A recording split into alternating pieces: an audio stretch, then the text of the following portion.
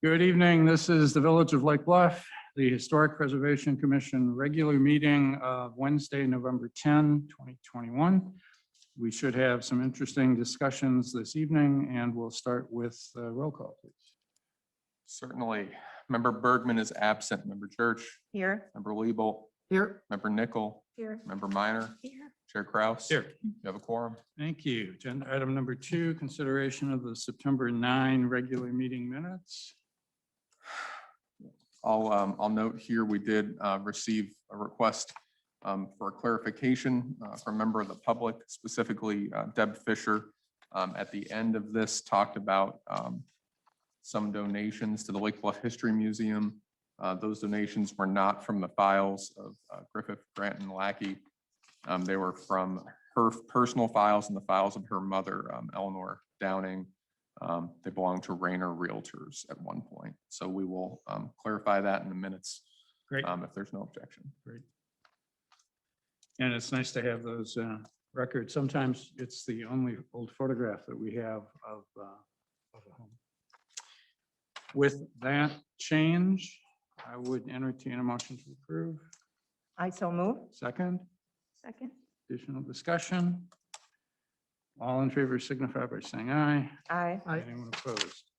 Agenda item number 3, non-agenda items.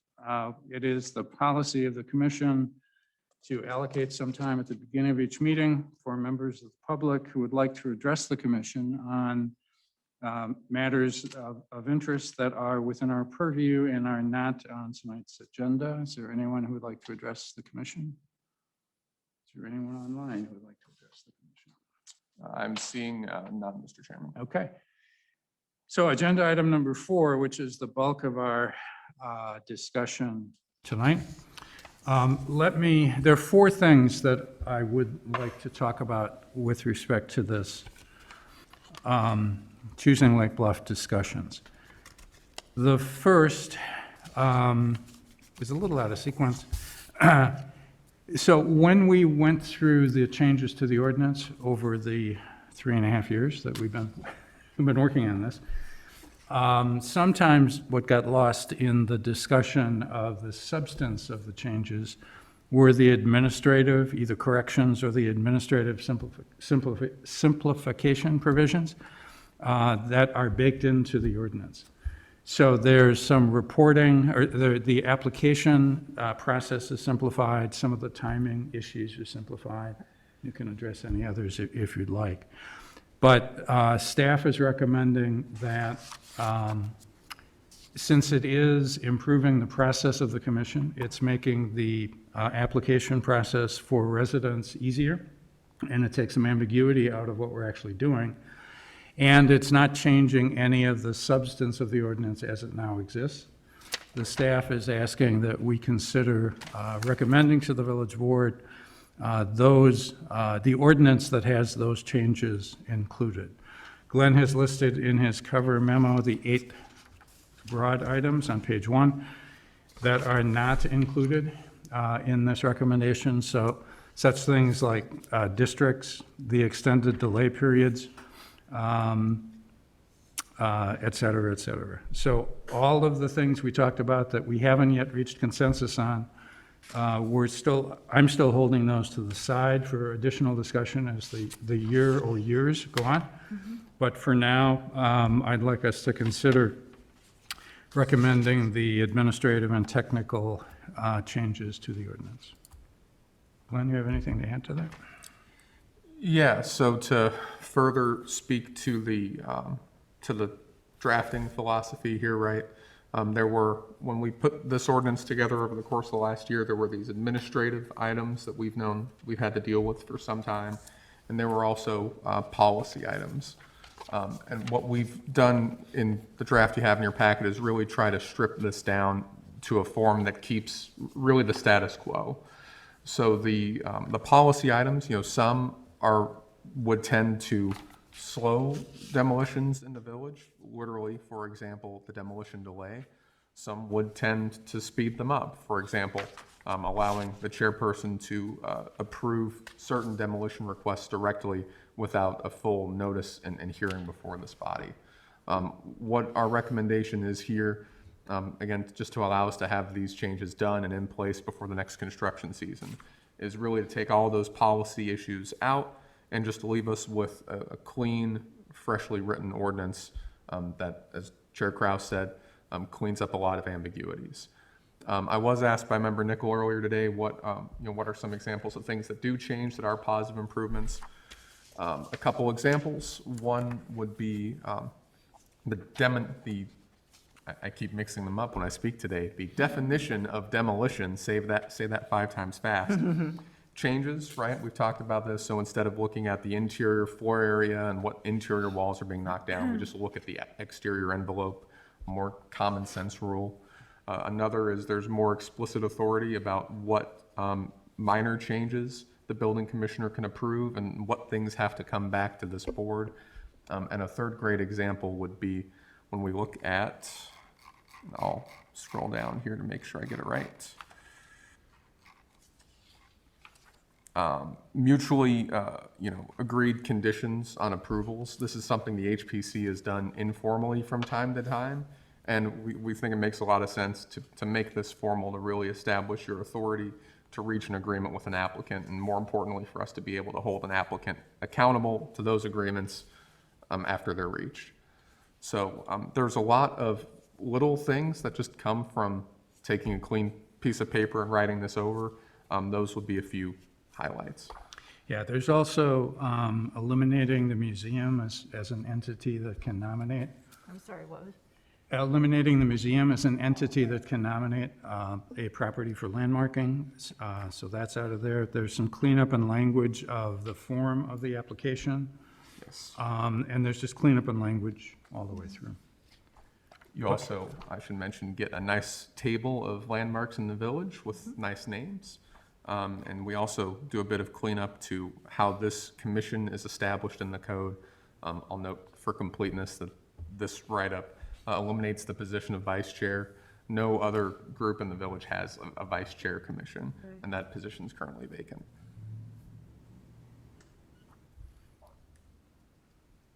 So that's the suggestion. So just how would we have known what was changed? We just understand from that summation. I'm fine with it. I'm just curious because it wasn't clear when I read it, there weren't changes. Yeah, I apologize for that. So our goal was just to say that the highlighted items are the ones that really will be taking out when we forward this on to the village board.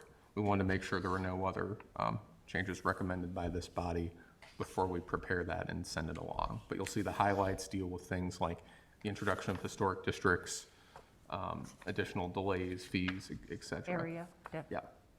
And so really, those highlighted items will be essentially removed through this process.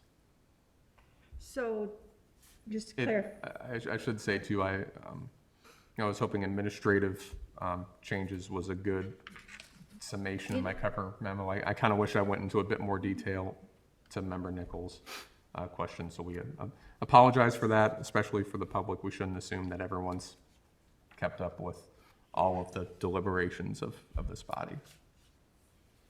So the ordinance as written now,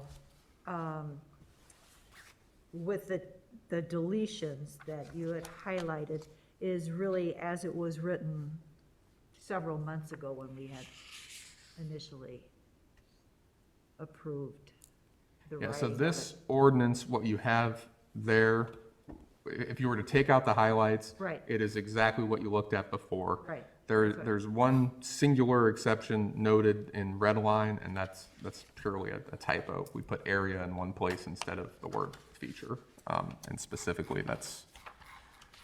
Yeah, so that's a good point. So the ordinance text is what this body approved and recommended to the village board for approval we could look, now that we have a timeline, a long time ago. So that was the, April we met with yeah, them. so that was the basis of this, and what we've taken out are the areas where we haven't yet come to an agreement. More the policy. Yeah, more the policy issues around it. So there weren't additional changes from April to now that we're Correct. Okay, And got it. specifically, those couple red line changes, those are on page 17 going into 18. Yep, and they were just, But with that one exception, no typographical changes, no substantive changes. Really just the highlighted parts will come out. And we'll massage it slightly to make that work without them. I'm sure letters will change and so on, but no new Other- additions. Any other questions, comments? So I would entertain a motion to recommend the village board approve the draft revisions to the historic preservation ordinance with administrative changes only being made from the draft that was submitted to them in the spring. A motion? I so moved. Second? Second? Second. Additional discussion? And, it, yeah, so, but it still affords other people other than the homeowner, right, to submit their, yeah, page so it's 17. the village board, it's the homeowner, or it's this body. Right. That's it. The one that was taken out was the museum, got it. But you at could, their request and at our agreement. yep. But you could still landmark a house without the member. We're reverting, well, as we do this, we're reverting back to what is now in force, what is Okay. the in-force ordinance with all of its Okay, its beauty and all of its ugliness. All right. And there's still things we'll need to address within it, but let's at least get these things yep, okay. done. Any other roll call vote, please? Do we need a roll call vote? I assume so. You could do this by voice or you could do it by roll call. Let's do it by voice. All in favor signify by saying aye. Aye. Aye. Any opposed? Aye. Okay. Okay, so that's number one. Number two is probably the most substantive discussion, and that's the discussion around incentives. And then we'll go from incentives, we'll go to Lake Bluff Online, and we'll go to branding. And I think on all three of those, we have broad-based agreement with, from this commission and from the community, based on our focus groups and listening sessions that we had done. So it's now a question of getting specific information to the village board. I met with the village president last week, and his request was, let's see some specifics so that I can talk specific incentives that we were talking about with the village board to build into the budget for next year. So you remember the document that we looked at in September? It's the one, it was this one that was all the colors that had all the options that we were looking at. Yep, So let me summarize those, again, just for the record, and it's been a while since we talked about this. So we had a number of financial recommendations. There were three of them. One was building permits. So if a owner of a landmark property wishes to do something that requires a building permit, there currently is a 25% discount provided to landmark homes. We had talked about making that more, and we'll talk specifics in a minute. So that's number one to talk about. The second is a local property tax rebate. So the idea here is that, similar to what the village does for senior tax rebate with some provisions, that we may want to ask the village board to consider all or a portion of property taxes paid to the village for landmark homes to be rebated. That's number two. Number three, maintenance and facade grants. So this would require an accumulation of a pot of money, presumably from demolition fees, that could be applied based on rules that we haven't really talked about, that could be applied as grants for maintenance of property. That's on our list to talk about, so I won't preclude discussion. I have some thoughts on that. So those are the three financials. There were three regulatory. The first was zoning flexibility. The concept here is that working with the PCZBA, We would attempt, where there is discretionary zoning relief that is available, so that would be square footage, would be setbacks, would be floor area ratio, would be all the things under the purview of the zoning code. Working with the PCZBA, who we need to talk with if we want to proceed here. But we would look for potential fee waivers. So waiving fees that would be required for zoning change requests or zoning variations.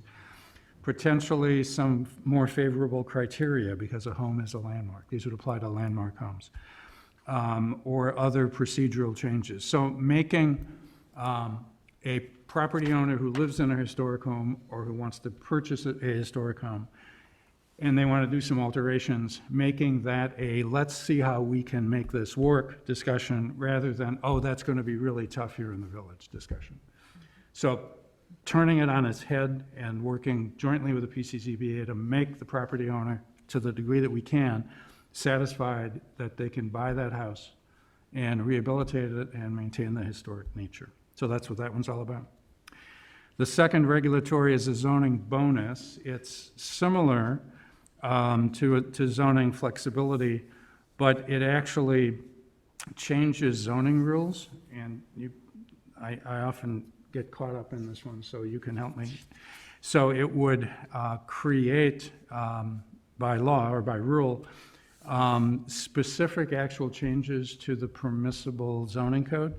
So we might be able to provide for additional square footage over and above what might be available under the current zoning code if that home is landmarked.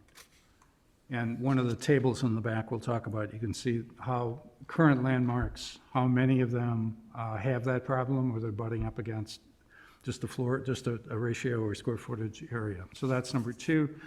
Number three is one, go Can I ahead. ask you a question about that? You're talking about changing the code, not just asking for a special case scenario? Yeah, so zoning flexibility is working jointly to make it happen using negotiations with the PCZBA and the Right. property owner. The second one is actually building into the ordinance itself some variation that would be permissible for a landmark property. Do you have any more to add with it? Yeah, to give it a bit more character, when we're talking about column one, right, we're talking about things that'll help a homeowner, but there's a process, there's an expense. Something I've learned all too keenly in the last 5 years I've been here is some homeowners will just not be interested in that process. It won't appeal to them. And there's more drawbacks and so on. The second choice is you're really talking about changing the number. There's not, as you would probably think about, there's not really discretion. It's you have a landmark and so you get this. Mm-hmm. And so the upside is there's certainty for a homeowner, there's certainty for a purchaser, there's certainty in the market. And so that has a good chance, probably better than this flexibility idea of turning into cash for someone at resale. But that has consequences, right? That produces larger homes than would be available around them. There are still many other zoning rules that apply, but there could be negative effects to neighbors or to streetscapes. It has benefits and risks. Yes. There are hybrids, right? You could grant that subject to reviews, but as a general rule, I would say the more discretion that's put into that, the less likely it is to function as an effective incentive, the less likely it turns into cash. So the zoning flexibility essentially is to a buyer who wants to do something with a home, trust us, we'll make this right, we'll work with you. The zoning bonus allows staff to have that potential new property owner look at an ordinance that says for a landmark property, there is a % bonus allowable for maximum building size, for example. And the example that we used in September was Winnetka, which had adopted a maximum building size bonus of 20% for landmark properties. So Winnetka says, okay, property owner, if you want to buy a home and it's landmarked or you want to landmark it, you get a 20% bonus in what you can build. And if we look at a roughly $250 per square foot fair market value, if you take 200 square feet that you can add as part of that bonus and multiply it by $250, that's a lot of value. So there's, the first one is, trust me, the second one is, here it is, but there's a lot of interesting entanglements with that. We'll talk more about both of those. The third one we had agreed not to pursue, and that's developmental rights. So transferring the right to develop landmark properties in a scheme to provide, in effect, bonuses from one property to actual development of another. And we decided that's too complicated for us. There are 4 third-party programs, all of which we thought are interesting, but all of which we thought aren't probably the village's responsibility, that maybe there's some independent third parties. The first is land banking, where an entity obtains a property interest in a landmark to further goals such as affordable housing, et cetera. Again, typically used in much different kinds of communities than ours. The second were local preservation easements. And in our discussion, as I recall, we had suggested that if a property owner is looking to do an easement, they'll probably do that on their own, rather than looking to the village to make that happen. The third was working with banks and other financial entities to provide either loans or to provide some kind of access to capital that would make investment in a landmark property more palatable. Again, that's, we thought, a private sector discussion rather than a public sector discussion. And then the fourth one, which is kind of like having loans, but it's actually having the village be more directly involved in those loans, or revolving fund arrangements. And again, we decided that that's more private sector rather than public. So we're left with the things that we'll now talk about. So it's the increasing building permit rebates, local property tax rebates. We still have facade grants because we wanted to talk about that a little bit more. And then the 2 zoning flexibility and zoning bonuses. Okay? Okay. Maybe it's just I'm a literal thinker, but I had to go back to September's document to help me remember what we decided not to pursue. Okay, so let's go to the first one. So building permit fees for landmarks. So building permit fees in the village are 3% of construction costs. General rule. As a general rule, they're 3% of construction costs. So if someone who owns a landmark property submits a building permit and makes a request, then 25% of the normal fee is waived or rebated. I don't know what the legal term is, but the person pays 75% of what they would otherwise do. The obvious, and the, so where's the cost sheet?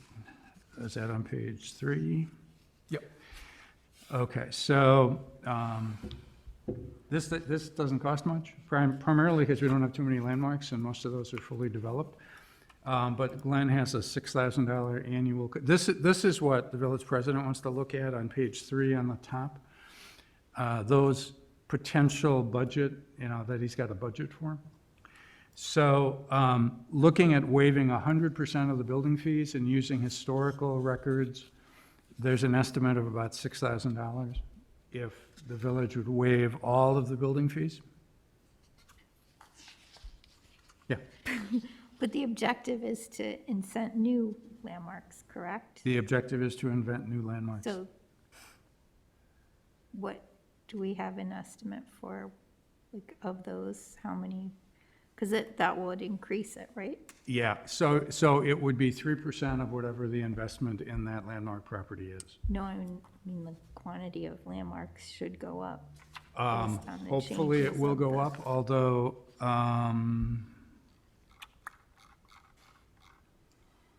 so building permit, if you look at page 6, building permit revenues have been down for the last 3 years. So is is it too simplistic to say that if all of these were landmarks, we'd take 3% of that, and that's the budget item? Yeah, so that's what you see on page 3. So what you see here is, for scale, here's our total building permit revenue. And then on the right, ignoring the discount, that's the amount that would be represented by landmarks. So if they've received no discount, you'd make that much money. So you have $8,000, give or take. A 25% discount, which applies today, would leave you with 6,000. That's the number that comes back to page 3. Member Minor correctly points out that's a big assumption, right? Which is that the more landmarks we have in the village, the more substantial work they undertake, the more that dollar amount goes up. If you're looking here, really, 2020, this is the reconstruction of 419 East Prospect Avenue. That's a very substantial revenue hit to the village. And that's what happens, not that whole amount isn't the revenue hit, right? 25% of it, but let's say it was 100%. That's a pretty substantial ding. Now, mind you, a renovation like that is not common. I mean, again, once in these 5 years, not very much before that. You're probably talking like a 1 in 10 year event, but it inflates the average quite a bit. I struggle to give you an estimate. I mean, you could work your way into one, but there's a lot of layers there. How many landmarks do we make? How much do they renovate? Et cetera, et cetera. And us being a very small community, you can't really rely on regression to the mean to get you into a comfortable number. The best I can tell you is, all money's fungible, right? And so money lost is money lost. I don't want to downplay that. But generally, it's preferable that, when we have, it's better to spend money you didn't have in the first place than to spend, money that might have been derived from property tax revenues or from, outside money, as it were. And so that tends to make mechanisms like this, where we're just foregoing a fee, more attractive than alternatives. Compare that to, foregoing the village's property tax levy for properties that is a harder, that might be more predictable. I mean, we know at the moment we landmark something about the amount of revenue we'll lose, but that tends to be more painful, and you can argue more directly that other village properties are subsidizing this activity because the levy's inflated to account for these rebates. Okay. I hope that's not too technical. No, but as you spoke, our span of control really isn't the opportunity cost for what this policy would create, right? So that's the role of the village Right. board. Yes. So Right. our role is really just to say, these are potentials. This is what we believe it to be. They need to validate the estimates and whether or not we can afford it or not afford it.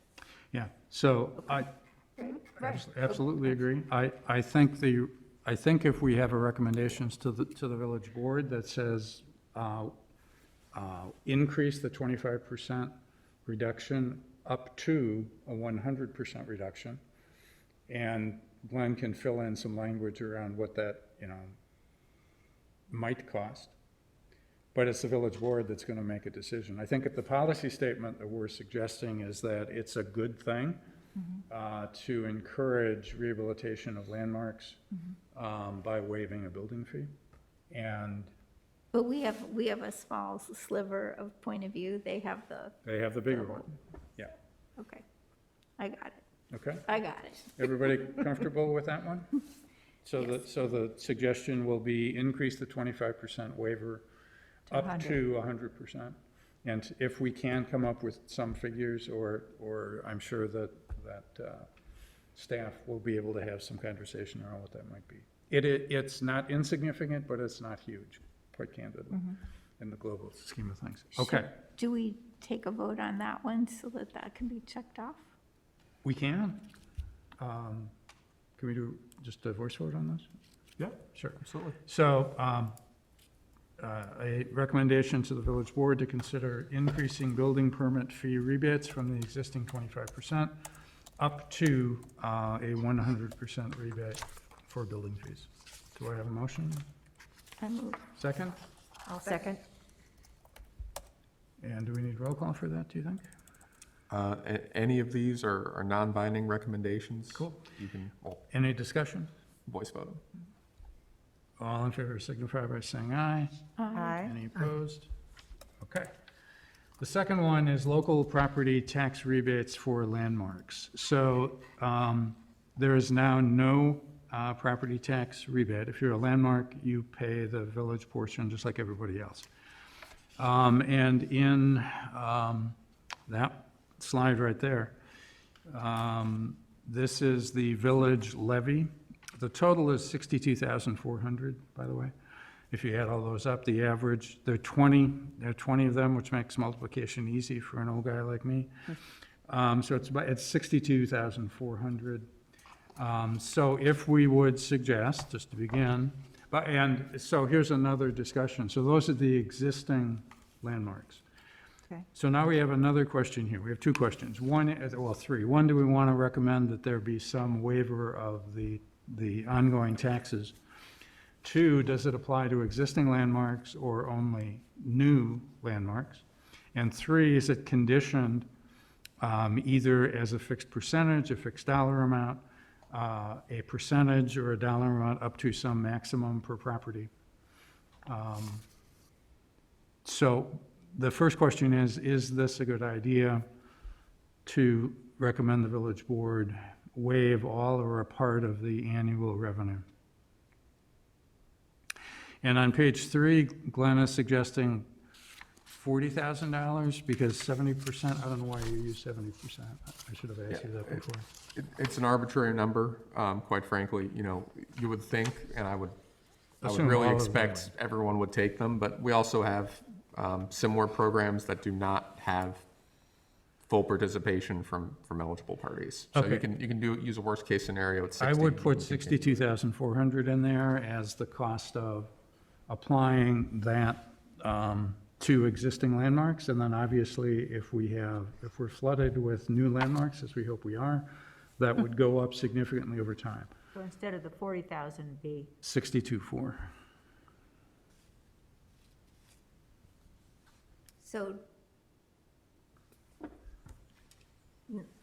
So the people that have previously, so this is intended though to incent new, right? So It's the way- intended to incent new, but in an effort to put some scale to what that might mean, Right, we're looking at this. And if we're looking at landmarking as a good thing regardless of, thank you for doing it now, we want more in the future, how should we treat the new versus the ones that already have? right, but you could draft it so that it's not in perpetuity, it's for Sure. the first 4 years or whatever, so the previous landmarked people did it based on what their value was at the time. You could do that, so that certainly is one option. Well, isn't that kind of how the state property tax assessment freeze works? That's not in perpetuity, that's, Correct, 8 years plus 4 plus correct. 2, plus 2 plus 2. You- So you're suggesting, Glenn, that 70% of properties, if this was passed, the property tax rebate, 70% would sign up for that instead of 100%? Is that what? Yeah, so I'd emphasize that's an arbitrary number. We always know that participation will be less than 100%. So based on historic data related to other incentives? The best parallel I can give you, and we don't know the denominator here, right? But the village currently has a senior property tax freeze, right? So if you're a senior in the village, you make, I believe it's under 60 or 70,000, something like that, the area median income. You can apply and we'll give you back up to a cap of a rebate on your property taxes. Now, we don't know what exactly the denominator is. We don't know how many eligible seniors own homes. But we know that the participation in that program is not that much. And so anytime you have programs like this, take for another example, the village had local stimulus grants. There was a very low bar to participation during COVID-19 for businesses. Very many businesses we expected were eligible to not apply for the grant. It's funny that people won't take free money, but sometimes they don't. Yeah. So you can, that should certainly be taken in the context that this could, every single soul on there could take the money and take their 60,000. Every person who gets a landmark from here on out is virtually assured to take the full amount, because that will be something weighing strongly on their mind. But you know, if you're saying here's the ballpark, certainly keep that in mind. But Okay, participation is never 100%. okay. I'll also say too, you know, there's a lot of conditions you can, we've thrown around a lot of ideas on, you know, what might you work into this property tax rebate. So I think the idea of a fixed number of years is a great idea. The idea of a cap is in the village today and is also a good idea. We've said, you know, maybe you take the tax rebate, and when you do that, you agree you're not going to pull a demo permit for 2 years or 3 years after the last year you take the tax rebate. And so you're essentially, you know, in a very condensed manner, you know, you take the cash and you can still tear down, but there's just going to be a cooling off period before you could do that. There's a lot of interesting ideas you could build around it. How much that should be developed before the board weighs in Yeah, I was from the just gonna ask budgetary how much- perspective is. So let's parse this a little bit. How do we think this is a good idea, that we should try to put some meat around? Yes? What about applying to that list of structures right now, the ones that have already landmarked? Or is this only for future landmarks? I believe it's intended to solicit Incentivize, yeah. new. But that's just me. Yeah, any other comments? I'm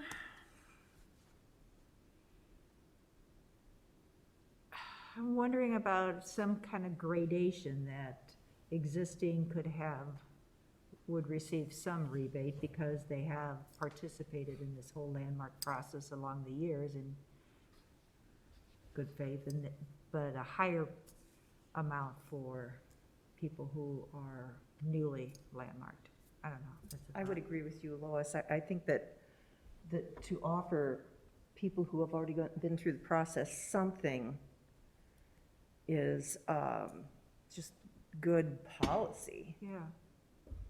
Good faith policy. You know, and our way of thanking them for having already participated in what we're trying to do here, basically. Yeah. And it wouldn't be a huge amount, because if we're talking about 100% of that is 62,000, and we did a much smaller amount, but did 100% incentivizing for new landmarks. I don't know. Okay, so let's hold that thought, and let's talk about how much. So, is anybody interested in 100%? The village rebates, all of it, with no conditions? For new landmarks only? Sure, well, let's just talk new for now. Oh, For how long? Forever? No, that would be a Well, gift, wouldn't it? I'm personally not really comfortable with 100%. Okay. I'm not either. Yeah, okay. Good. So then, and let's just focus on new landmarks here. So how about something like, so when I was thinking about this, I wrote down, so let's say it's a 50% rebate up to $1,500. Because if you look at some of these, 50% is a lot more in terms of real, you know, the value of the house is more. So maybe we do something like 50% to 1,500 maximum for X years. Steve, are there any properties at all in Lake Bluff that have a $1,500 tax bill? Look at page 7. Wow. And so I should be clear, you know, Oh, you're these talking about numbers the are just village- the village. Village. Village piece, leave, yeah. I'm sorry. Yeah. oh, that'd be nice. Whoa. Janie wants that house. Or 50, or 75% or 50% to 2,500 or something. But I'm hearing that we don't want 100%, that I'm sensing would like a cap and would like a cap in terms of dollars and in years as a suggestion. Yes. Yes. But I very much like the not to exceed X. Okay. So given what you see on that page, is 1,500 too low? Is 2,500 too high? Remember, it's 50%. So if it's 50% with a $2,500 max, we would have 17 of the 20 that would max out at 50%. We okay with that? I think so. So 50% up to 2,500, and for how many years? Do we have any, 2,500 or to 1,500? 1,500. 1,500 or 2,500? I kind of Going like the once. higher, I kind of like the higher number because they're just going to go up. Taxes are just going to go up, I think.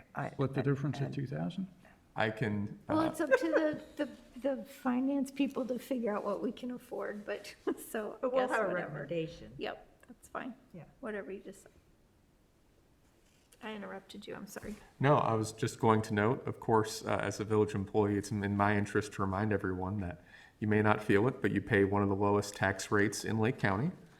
Our friends in Lake Forest to the south, of course, come in slightly lower, which is always a little frustrating, but something I even found frustrating, to be honest, or excuse me, surprising to be honest with you, is if you look at the last 5 years of the village's tax rate, and this levy right here, it's basically flat. Really? We took a look, and, the growth in property values is really growing at or faster than the growth in, our levy, which is, not a bad thing. A big chunk of that too is, you see a big chunk of the value comes when the target development comes in. Right. 2015. So so the state property tax freeze is 8 years? Yeah, I was gonna say, what about tying it to that? Yeah, so there's 8 years at a full valuation, And then it and then steps reduces? down 75, 50, 25. So one way to do this is to say 50% to, and I'm going to put 2,000 there, for 8 years, Okay. and then just go to 0, so the village doesn't have to, you Yep, okay with because that? otherwise it's an administrative. Yeah. Okay, that's for new landmarks. What about existing So landmarks? for 8 years. Yeah, and and I'll help you with the write-up, but the write-up to the village board, why 8 years? And because it matches the state property assessment. So when we're looking at a brochure or documents that encourage people to landmark their home, there's some symmetry in what we're Yeah. doing here. And then when you couple it with what you get from the state, it Yeah. looks like such a, Yeah. it's big. What about existing landmarks? So I think there's, the two sides of the coin are, while they've been landmarked, they're not when's the last time we landmarked something? A couple years ago, 2 years ago? Oh, you did a spat of them in We had a flurry 2018, a couple of years 2019. ago. So, If it's up to 8 years, yeah, because it's tied to the other, maybe it's for the duration of what if they're getting a state rebate, we do it for up to that state rebate. we wouldn't know actually if they're getting a state, we'd have to ask them. Correct, so we receive, that's entirely between, well, strictly speaking, right, that's entirely between them and the State Preservation Office and the Assessor's Office. So we receive no formal notification. I mean, any work they do that triggers that is likely to come here for a review. But in fact, it may not necessarily. I mean, there are some properties in the village who've gotten this. And I don't think had to come to you first. And now, mind you, the burden's on them to apply for it. I'd say too, a couple things to think about. One is linking it to this existing program. The tax freeze is very easy administratively. It takes all the work out of eligibility for us. That tax freeze is pretty difficult to access. And so, there is something to be said for an incentive for people that aren't making Oh, that yeah, same I investment. would not link the eligibility to getting the state tax freeze. No, I was just saying, it was 8 years, right? Yeah, So if somebody landmarked 5 years ago, then we would give it to them for the next 3 years, because that takes it to 8. But how about How about just a thank you to current landmark properties with a 50% to $2,000 1 year? Yeah. Thank you. It's quantifiable. And it's a thank you to the current landmark property owners? Is that? Yeah, that's reasonable. Christmas bonus. Yeah. Yeah. Correct me if all these different programs, I get confused about, but the state property tax assessment freeze, isn't that tied to renovating Yeah. their It- home? So are we tying it to that, or? So the state assessment requires a 25% of the value of the Right. home Right, as the renovation threshold, correct, which is a pretty big bar. right. Our suggestion, at least when I think of our suggestion, it's simply, Not tied to it. it's a thank you for landmarking. It's But- not tied to renovation, Okay, okay. okay? Do we have agreement here? So, Oh, would you consider doing more than that? I don't know.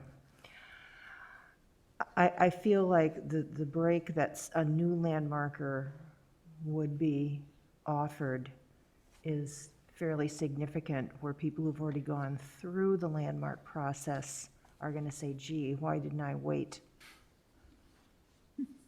a couple of years? I feel like it should be more, either, well, like you said, these existing ones, the village levy is not as huge. I was thinking originally, your total tax bill, which has levies from all sorts of different taxing bodies, so I have to narrow my thinking to these. for the but- median landmark home, it's $2,284 that their tax bill Right. goes to the village. So if we would, as we have talked about, have a 1-year 50% thank you, it's $1,000 off the tax bill.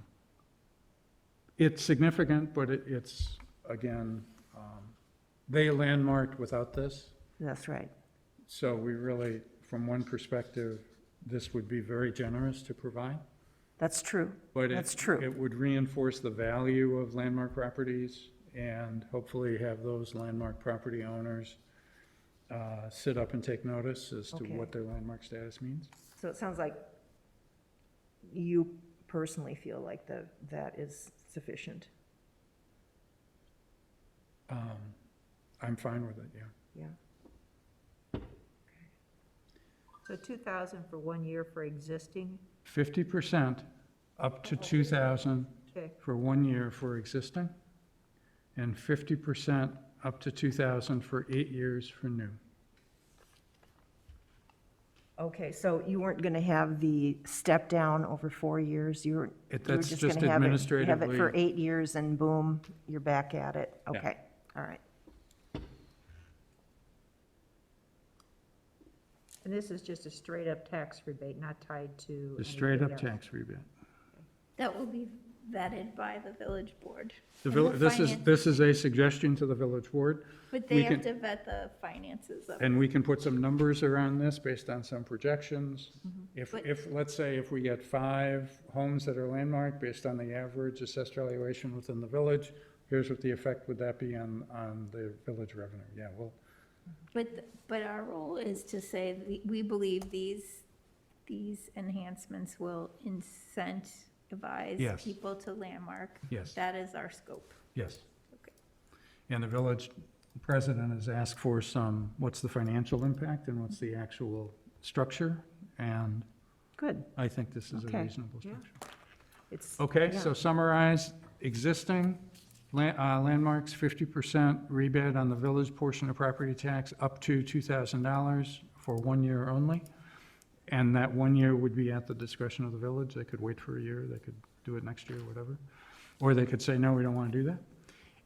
And then for new landmarks, which is really our focus here, so to encourage property owners to landmark their properties, we would recommend a 50% rebate on the village portion of property taxes up to $2,000 per year, with that rebate lasting for 8 consecutive years.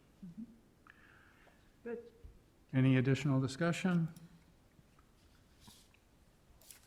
Motion, please. I so move. Second? I second. Second, additional discussion? All in favor signify by saying aye. Aye. Aye. Any opposed? Cool. Third one. So here's one where I'm going to opine up front. So the third are the facade grants, the maintenance grants. The idea here is that we're trying to do something with demolition in place, you know, which is the sad state of affairs that happens sometimes to homes that are historically significant but just are run down. And the idea here is if we had a pot of money that we could work with a property owner on landmarking and then give them some money to fix their home. That's the idea. I don't know where the money would come from. And I think whatever would be, so one place it could come from is demolition fees. So demolition fees were 0 in 2020 and were 10,000 in 2021. The highest they've ever been is 72,000 in 2018. That's on page 6. So theoretically, we could create a pot of money there. I'm just uncomfortable because then we would have to decide who gets it.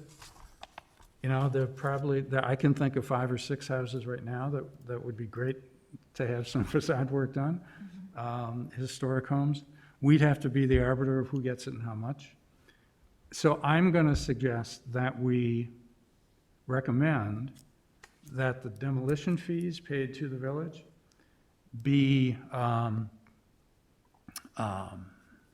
what's the term I'm looking for? They be used for historic preservation purposes, specifically for branding of historic preservation, for communication, education, so that we have the brochures we're thinking of, so that we have outreach to the historic preservation communities, to the real estate community.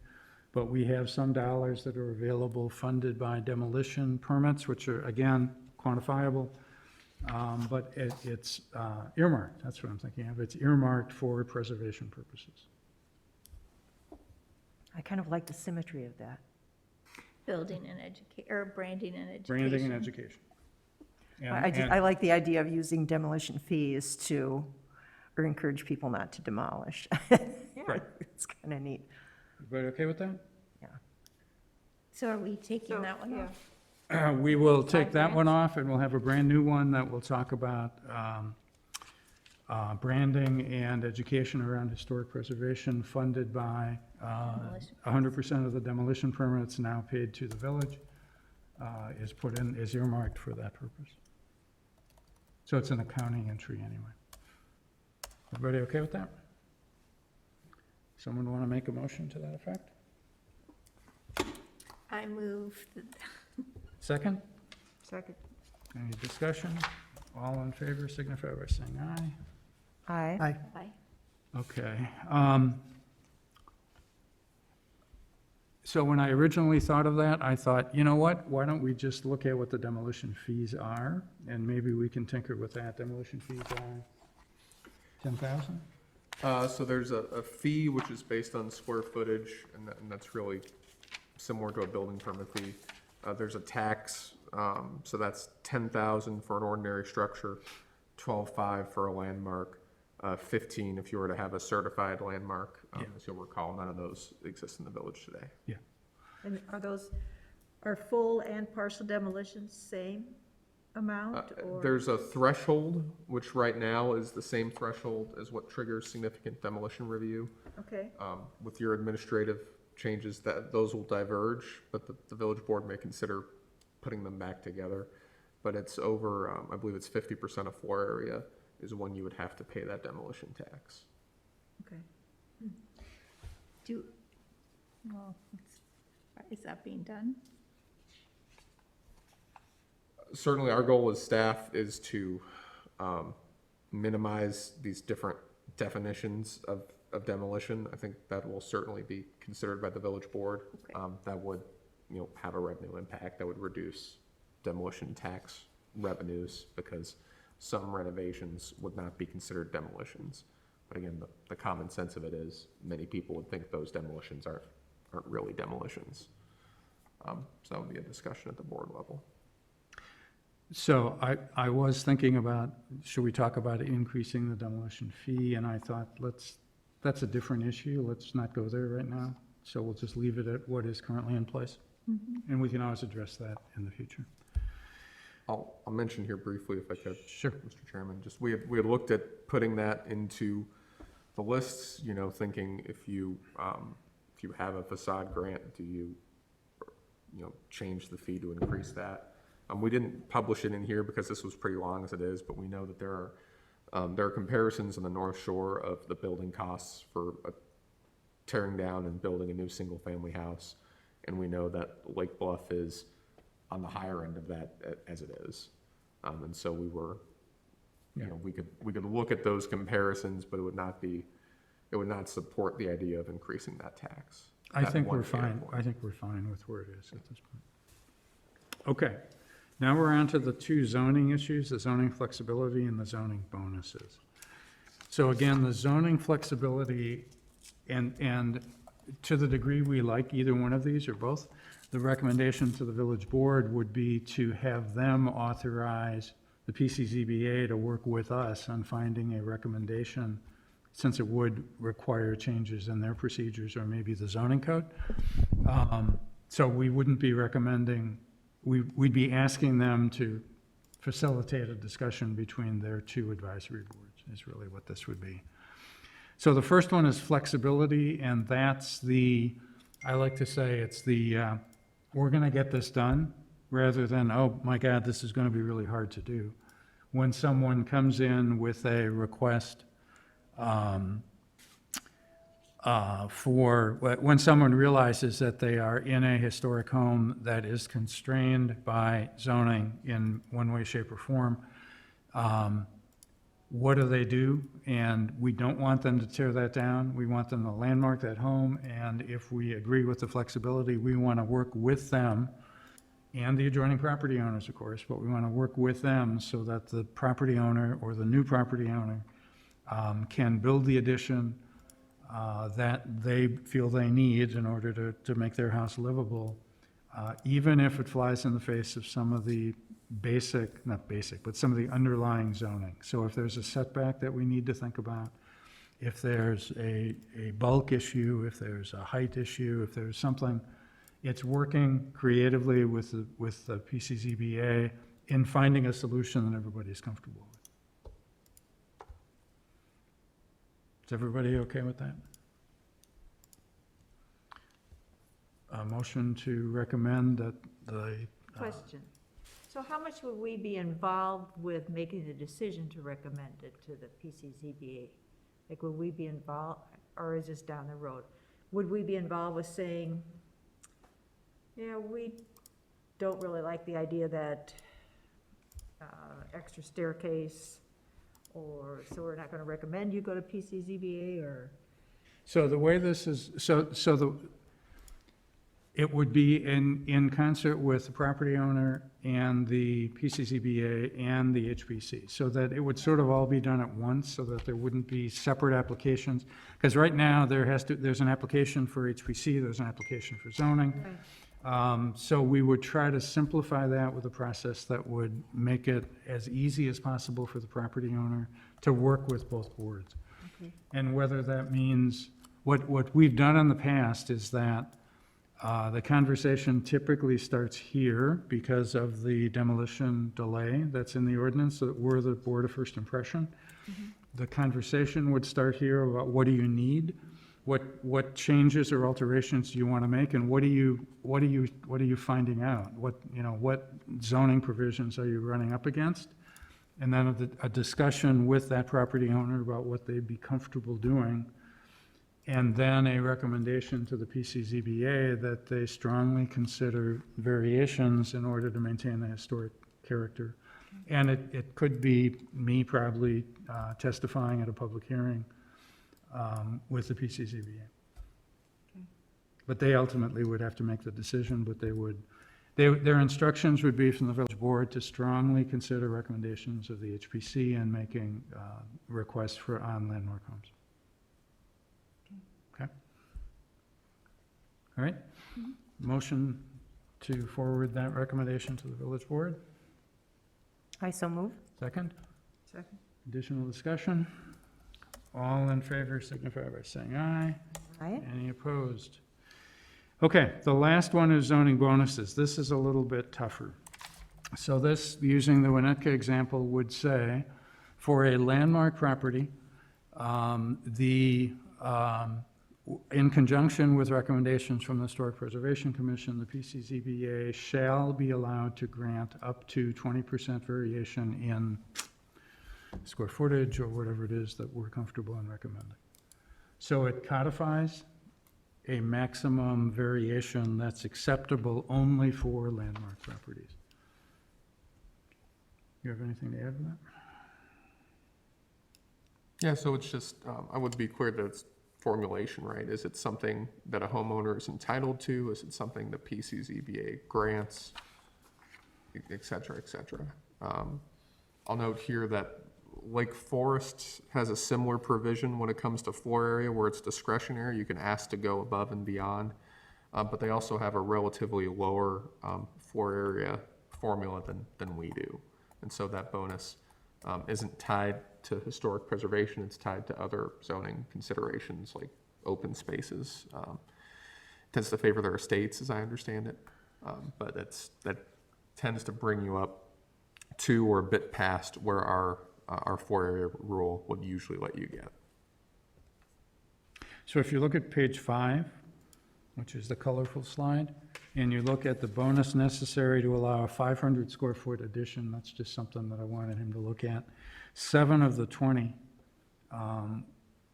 would require a bonus in order to add those 500 square feet, which means 13 wouldn't. So for 13 of these properties, this would have no effect. For the other 7, they would potentially be able to do something that they otherwise couldn't do. So this is only floor area ratio. What about setbacks and all the others? How would we work with that? Yeah, we didn't analyze that for this. I mean, it takes some work for each. I mean, many of these properties were built prior to the village's current zoning rules, and they would need relief to do that, I would expect. So I confess, the number of these, I thought maybe a few more would need more FAR help than what's shown here, but this is about the expectation. Again, it would be difficult for many of these properties to expand, but typically on any lot in the village, floor area tends to be the biggest restriction. And so if you're getting rid of that hurdle, the other things are easier to work around. So this would also fit into the discussion we've had for years about heritage lots. So the narrow, 50-foot lots that were a lot of the really neat homes that we all enjoy walking past every day. Trying to do something within the zoning constraints that were imposed on them is difficult. So these kinds of considerations would be probably very well received by owners of heritage lots. But I'll be candid, I have some heartburn about putting in a 20% or a 500 square foot number because you don't know what you get. I mean, I'm real comfortable with the flexibility piece where we have a property owner who wants to do this and they can't do it. And we work with the PCZBA and come to an equitable solution for everybody. But I'm a little leery, I can be convinced, I guess, but I'm a little leery of opening the door and giving a 20% bonus. On the other hand, if a person is going to landmark the home, we want to save the home, so the 20% bonus might be appropriate. So I struggle with this one. So, where does can the 20% negatively impact the neighbor? Sure. Yeah. So Any that's- construction. Pardon? I mean, any construction. Yeah, except that we have zoning rules that, allow you or protect you in a way.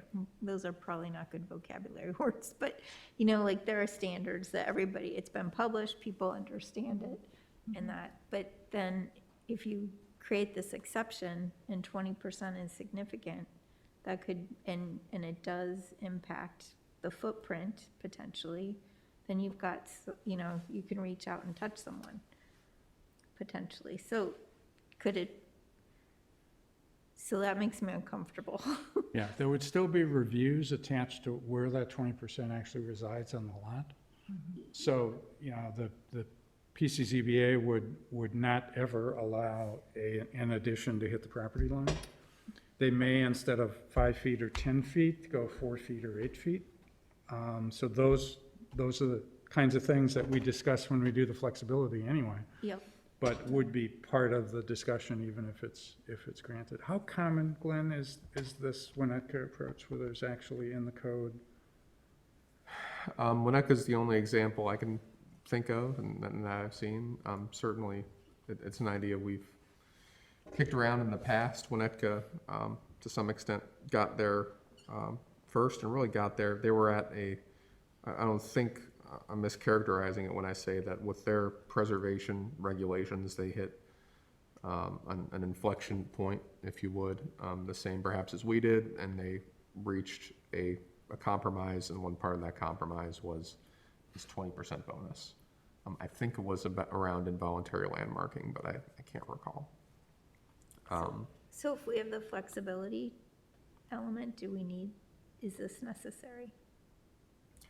They serve different ends. You know, is one necessary to the other? I can't say, but you know, whereas the flexibility again tends to support people that are interested in rehabilitation, but that are most likely current property owners or have the means to take a risk. That 4-area bonus probably is more supportive on balance of the next owner through resale values, either immediately or, you know, through some assurance of someone looking to purchase the property. But that those sale prices would accrue to the current owner. I'd also say too, you know, the village has many zoning rules in the single family districts. They're designed for different ends, right? So for example, setbacks create that minimum separation between properties. Impervious surface rules help reduce stormwater drainage, but they also help create attractive green lots, green front yards, open spaces. 4-area ratio is one of those more nebulous ones. I mean, again, many of the village's landmarks exceed it.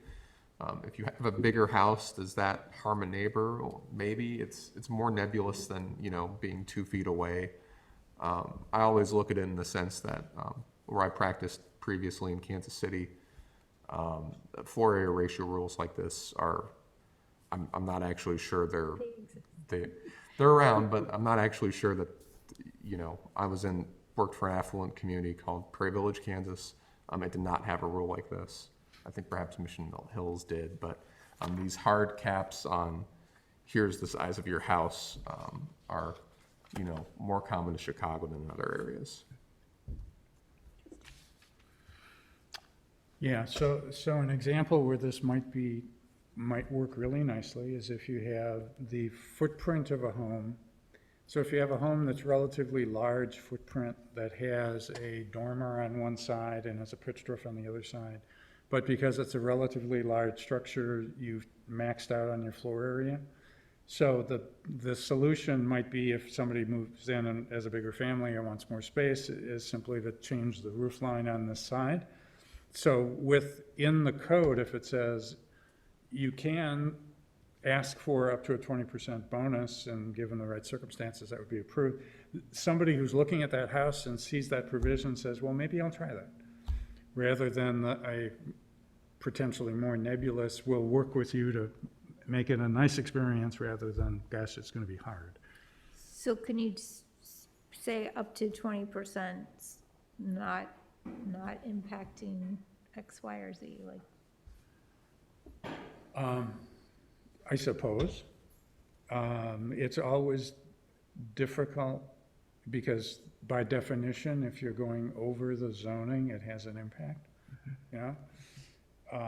Whether it's, you know, a setback, a bulk, you know, floor area ratio or something. So it's a tough one. Part of me really likes this because you can point to it to somebody who comes in and wants to tear a house down because nobody will ever, you know, because I can't build on it. And you can point to this as well. How about this? How about, can you work with it if you could do 20% more? How could you work with it and not impact the neighbors? So part of me thinks this is a good idea, and maybe a point right now might be to open this up as a potential and ask the village board, or direct the village board to have the PCZBA work with us on determining feasibility and the specifics. And how to administer it fairly. Yeah, and how to administer it fairly, since they'd be administering it. So again, to your good, you know, sense of proportion here, our vision is this would be great because we can envision people wanting to landmark their property because they can have a bigger lot property and it increases the value of their home. That's our vision. We think that's a good thing. How we do it is complicated and we need to talk with PCCBA. So, Steve, this is probably goes without saying, but I'll just ask, if it's, the architecture of the home is historically significant, and they are given, they can expand it by 500 square feet, we would still want them to maintain the facade, the front-facing architectural significance of the home. You know, we would be encouraging them to build off to the back or not change it. So one of the things that, this village is not in the habit of saying you can or cannot do this with the exterior of your home, even if it is a landmark. But what you can do is if a petitioner is asking for a variation from a zoning code, you can have that very specific discussion, as this committee has had with a couple of landmarks around the village, that, you know, we can really recommend to the PCZBA this design. We think that's, you know, that's a really good idea. So we have more input, but ultimately the property owner is going to decide what they want to do, and the village will decide whether that fits the requirements of the village code. Just by way of illustration here, let me make this larger. So this is the provision from our friends to the south in Lake Forest. So the Building Review Board, which this is a group that reviews all single-family development in Lake Forest, or all except in a historic district. Again, I say that to say this doesn't exist in Lake Bluff. Has the authority to recommend the city council grant exceptions to maximum FAR. If you meet standard 1, which is there's some design standards that they have to find anyway to approve a single family residence. And then you meet at least one of these other standards. So you've got screening that mitigates the mass of the structure. You've got siding that minimizes the appearance of mass from the streetscape. You have general compatibility with nearby lots. You're in a district and the addition is consistent with district. And then you've got, you know, open space, conservation easements, things like that. So I wouldn't recommend these same ones for Lake Bluff. Again, our reviews are different, but to give you an idea of how this could work in practice. So what do you think of a recommendation to the village board that we noodle with, maybe even have a workshop with the PCZBA and see what they're, I mean, they may just embrace this, or they may throw up on it. We don't know, and it'd be nice to know that before we go too much further. Are you talking about having this for new landmarks or for all existent landmarks, or? For any landmark, yeah. So if you have an existing, so the landmarks provisions apply uniformly to current landmarks or new landmarks. So yeah, it'd be to everybody. So if you have one of those, if you're one of those 7 properties that would need a variation to add 500 square feet, certainly if we do something like this, that would apply to them. I think it's a good idea to have the PCCBA take a look at this and make a recommendation, because I would hate, I'm sort of thinking along with you, Margaret, and there may be unintended consequences that we could be opening up a Pandora's box, and I think they might be more able to speak to that than we are. Was that a motion? Is it a motion? Do we need a motion for that Yes. part? Yes. Do we need a motion to bring this to Recommend that the village board, consider it? no, that they direct the PCCBA to work with us on on zoning bonuses. Okay, I would certainly move that, yeah. Second, Sure. additional discussion? All in favor signify by saying aye. Aye. Any opposed? Okay, great. So those are the incentive, that wraps up the incentive discussion. Do we have another? You do have some, I have two more things on this topic. Although you want, we can. I have, so the two other things we have are Lake Bluff Online and branding are both really short. and heritage lots also. Okay.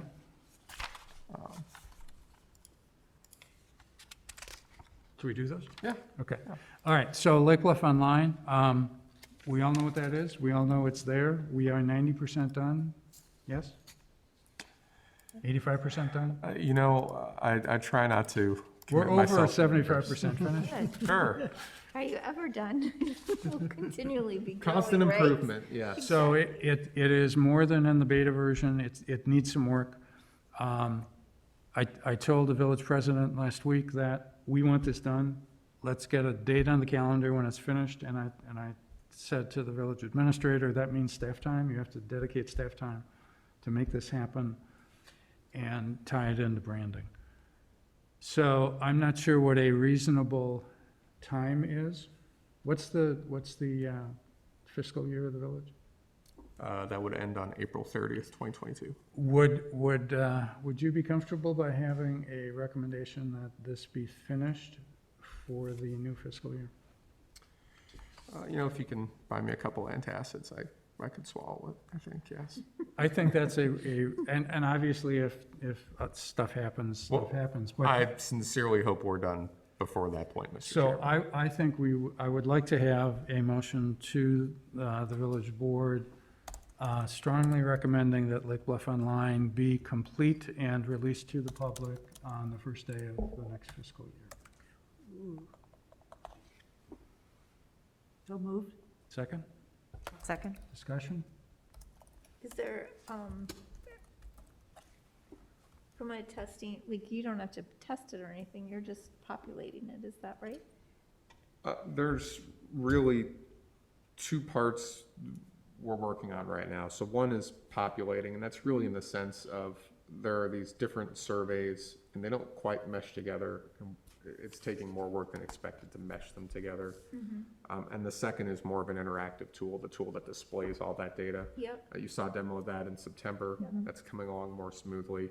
But of course, as we're developing this, of course, Esri and ArcGIS are releasing new versions of these tools that don't quite play together the same. There have been a couple other hiccups, like the state continues to revise how it publishes its historic data. Right. And so we're having to play a little bit 2 steps back, 1 step forward. Nothing insurmountable.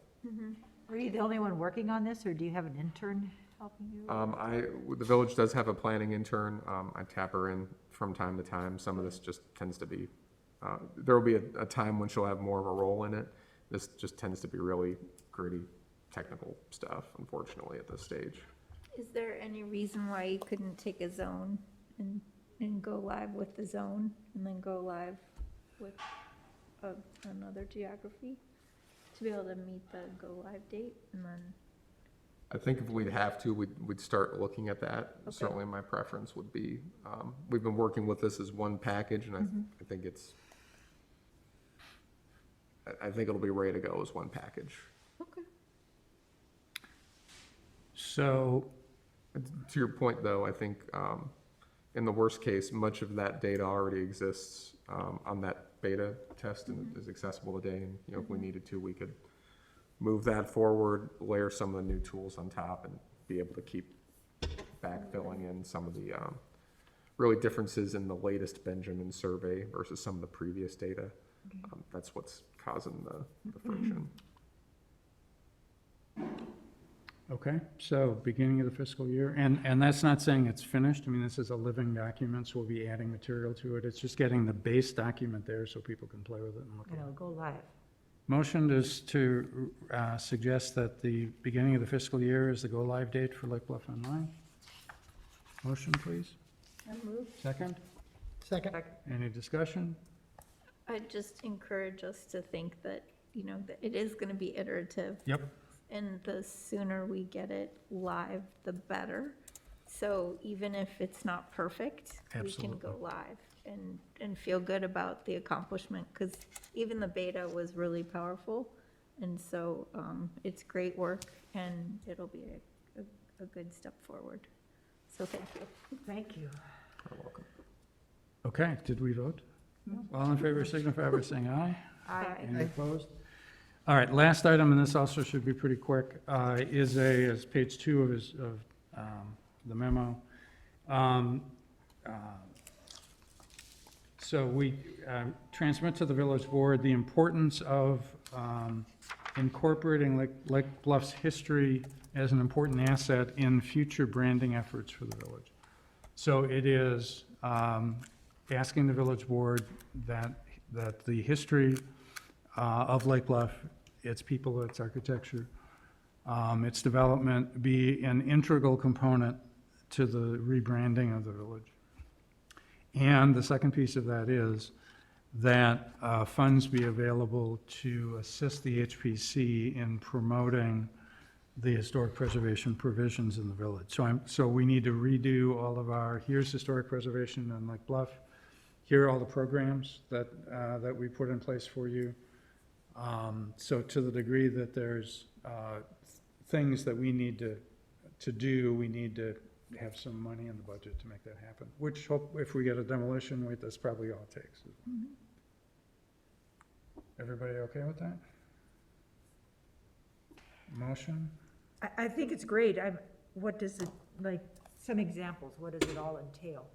Like brochures or? Well, the first thing is online, branding, or- so the branding statement of the village includes, if not at the top, then certainly within the first paragraph, the historic nature of the village and how it adds to the ambiance and the vitality of the community. Okay. So it's very specifically one of the pillars of the branding for Lake Bluff.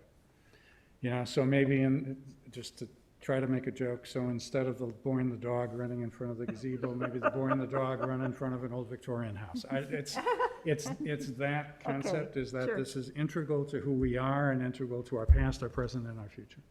That's just what I was thinking about, Steve. I thought, didn't we just go through a rebranding not that long ago where we came up with that logo of You it? know, that's surprisingly longer ago. Longer ago than I think. Yeah. We're probably due for a new cycle.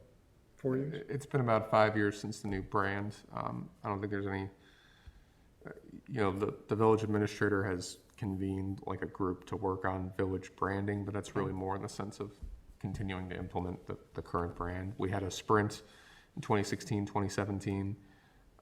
There aren't many low-hanging fruit left, and so there's just a question of how do we continue to implement the lifestyle stuff, Yeah. publications, perhaps advertisements, things. of that And the request for dollars is, so if we say that history is an important part of our past, our present, and our future, here's how we prove it. Here's the value that we place on historic structures. Here's the incentives you have for restoring a historic home.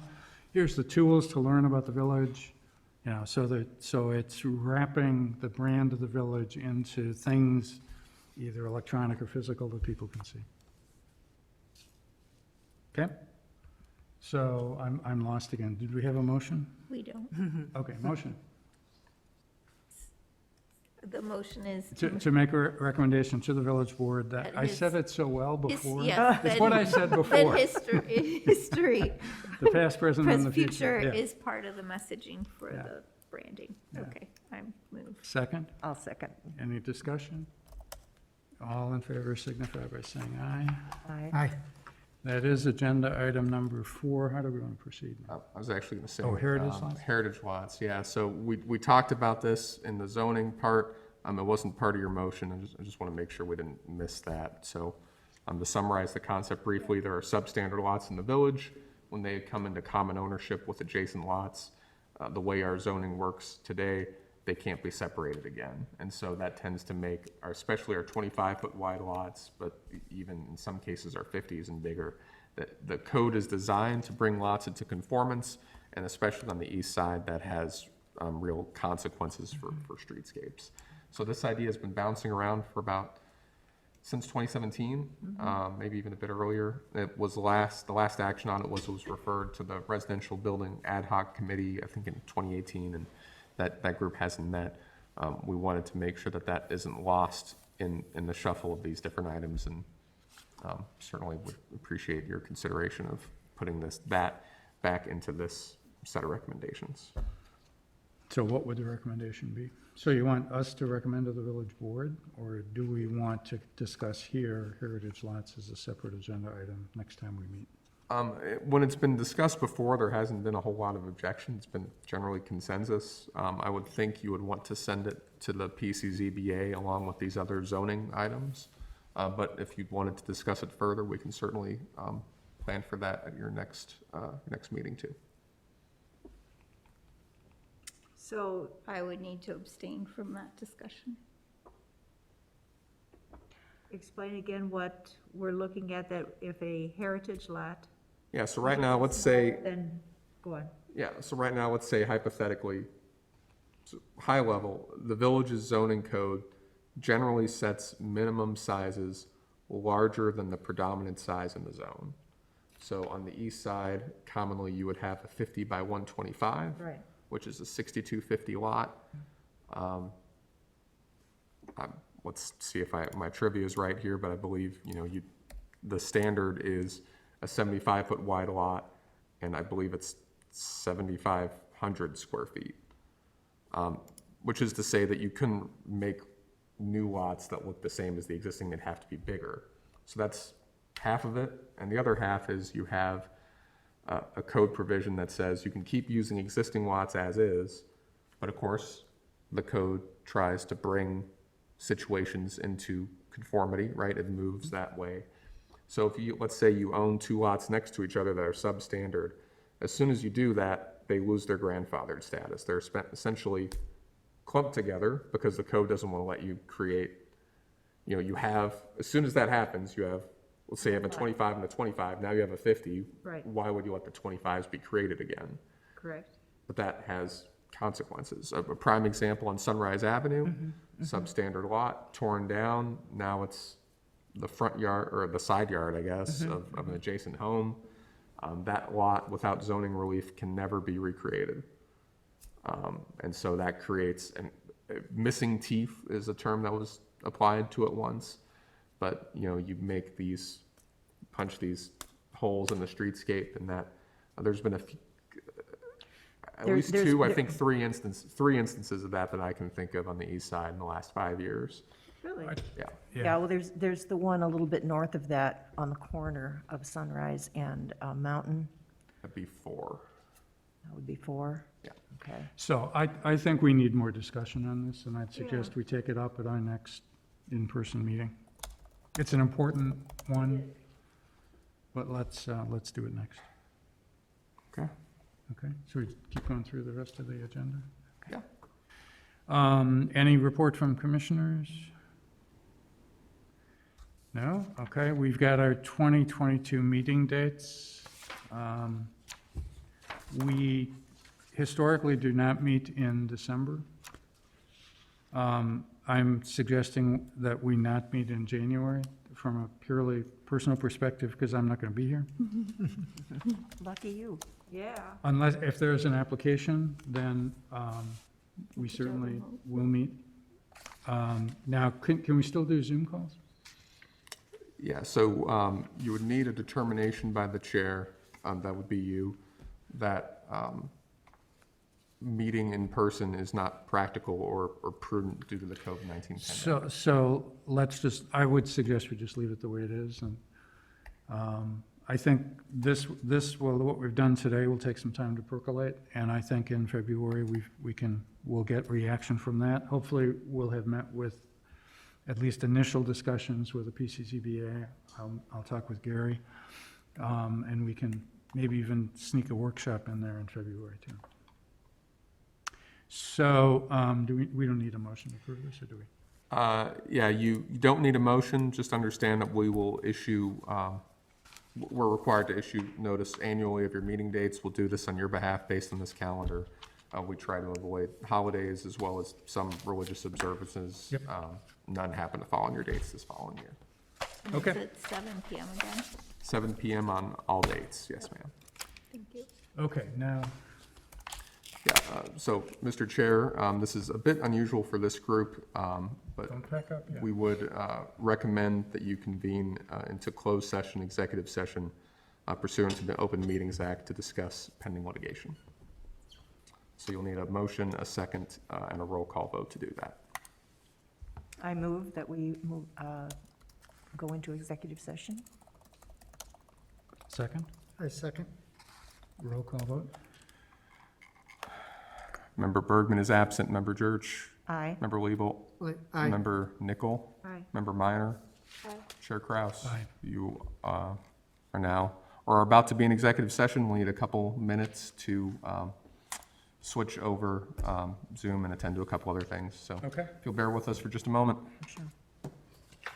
thank you for attending.